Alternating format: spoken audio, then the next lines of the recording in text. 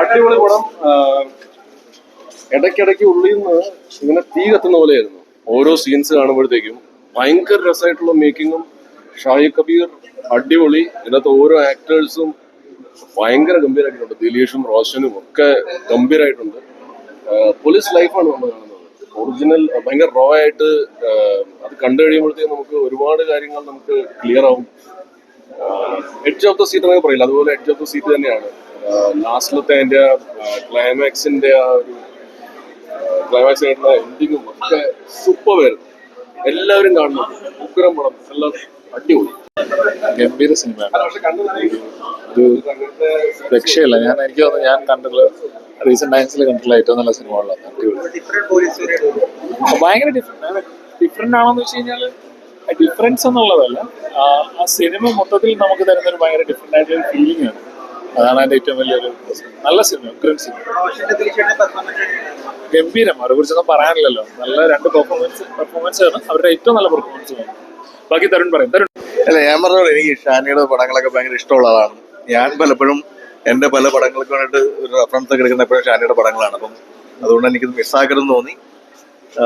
ഭയങ്കര റിയൽ ആയിട്ടുള്ള ഷാനി സ്ഥിരമായിട്ട് പറയുന്ന പോലെ കൃത്യമായി ഒന്നിനും വേണ്ടി കോംപ്രമൈസ് ചെയ്യാണ്ട് കൃത്യമായ രാഷ്ട്രീയം പറയുന്ന ഷാനി. അത് തന്നെയാണ് പോലീസുകാരിൽ നിന്ന് ഇങ്ങനൊരു ലൈഫ് പറയുന്ന ഒരു സിനിമാക്കാരുണ്ടായാലും ഞാൻ ഭയങ്കര അഭിമാനിക്കുന്നു. എല്ലാവരും കാണുക. ഒരു നല്ല അനുഭവം തന്നെ ആയിരിക്കും. Thank you.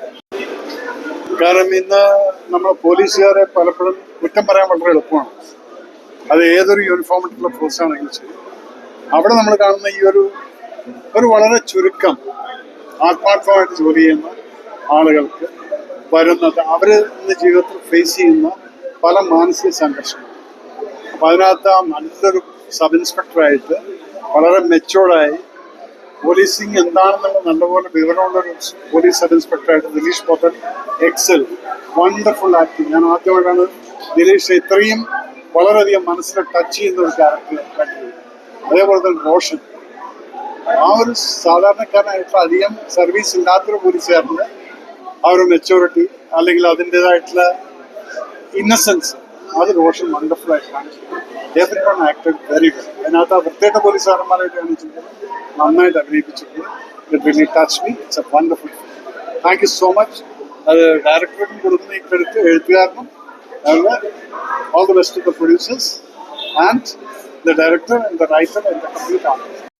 ഒരുപാട് പണിയെടുത്തതാണ് സിനിമ നടക്കാൻ വേണ്ടിയിട്ട്. പിന്നെ ഷൂട്ട് മുതൽ ഞങ്ങളെല്ലാവരും അത്രയും ഇൻവോൾവ് ആയിട്ട് ഇമോഷണലി അത്ര ഇൻവെസ്റ്റഡ് ആയിട്ടുള്ള ഒരു സിനിമ തന്നെയാണ്. അതിപ്പോൾ ആൾക്കാർക്ക് കണ്ടിട്ട് അവർക്കും ഇമോഷണലി വർക്ക് ആവുന്നു എന്നുള്ളതിന് ഭയങ്കര സന്തോഷം. ആൾക്കാർ കാണുന്നു. എല്ലാവരും നിങ്ങൾ രണ്ടുപേരും പെർഫോമൻസിനെ പറ്റി എടുത്ത് പറയുന്നുണ്ട്. സിനിമ കണ്ടവരൊക്കെ നേരിട്ട് കേട്ടപ്പോൾ എന്താണ് തോന്നിയത്? ഒത്തിരി സന്തോഷമുണ്ട്. പോത്തേട്ടൻ്റെ എനിക്ക് എൻ്റെ പെർഫോമൻസ് ഞാൻ തന്നെ ജഡ്ജ് ചെയ്യുന്നത് ശരിയല്ല, അങ്ങനെ ചെയ്യാനും പറ്റില്ല. പക്ഷെ പോത്തേട്ടൻ്റെ ഞാൻ കണ്ടിട്ടുള്ളത് വെച്ച് ഏറ്റവും നല്ല പെർഫോമൻസ് ആണിത്. പിന്നെ ഷാഹിദ് വരെ എഴുതിയിട്ടുള്ള സിനിമകളും പിന്നെ സംവിധാനം ചെയ്ത സിനിമകളൊക്കെ വെച്ച് നോക്കുമ്പോൾ ഷാഹിദയും ബെസ്റ്റ് വർക്കാണ് എൻ്റെ അഭിപ്രായത്തിൽ. എല്ലാവരും കാണട്ടെ, എല്ലാവരും